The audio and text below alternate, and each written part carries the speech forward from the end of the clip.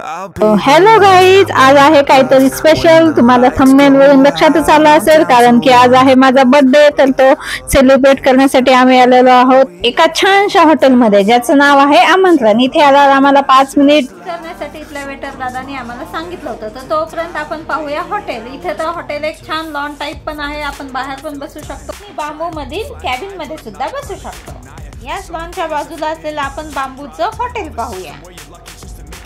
आणि हे आहे लॉन मध्ये येण्यासाठी एंट्रन्स गेट, आणि त्याच्या समोर आहे पूर्ण बांबू पासून तयार केलेलं हॉटेल. अगदी प्रशस्त असं हॉटेल आहे, आणि इथे आल्यावर पण एक मनाला छानशी प्रसन्नता वाटते. हो, चला तर बघूया आपण आपला टेबल लागला का. त्याच बाजूला असलेलं जे बांबूचं कॅबिन आहे ते मला गोव्याची आठवण करून देत आहे. हो, इथे तुम्ही सर्व प्रकारच्या पार्ट्या करू शकता, जसं की बर्थडे, ॲनिव्हर्सरी, छोटे मोठे फंक्शन सगळे होऊ शकते. आणि आता इथे आमचा टेबल लागलेला आहे. आम्ही बसलोत आमच्या टेबलवरती, वेट करत होतो काय मेनू घ्यायचा काय नाही. तो सुरुवातीला आम्ही जेवणाचा प्लॅन केला आणि नंतर बर्थडे सेलिब्रेशनचा, कारण वृद्धूला भूक लागली होती. तर आम्ही स्टार्टरमध्ये मसाला पापड मागवले होते, छान होते, मस्त होते. आणि मंचुरियन पण. सो आमच्या वृद्धूला पण मंचुरियन खूप आवडतं. So yummy yummy. आणि मी अजून पण पापडच खात होते.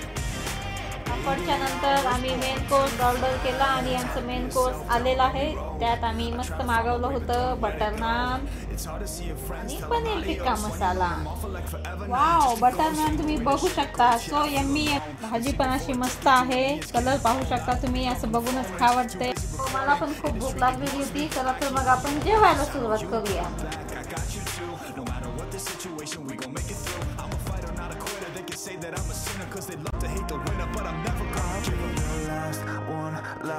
फायनली आमचं जेवण झालेलं आहे, आणि आता आपण बर्थडे सेलिब्रेट करूया. तर इथे छानसं त्या दादांनी आम्हाला टेबल वगैरे लावून दिला होता, आणि सोबत बलूनचा सेट पण तिथे रेडीमेड तयार होता. त्यामुळे बर्थडे एकूणच छान झाला.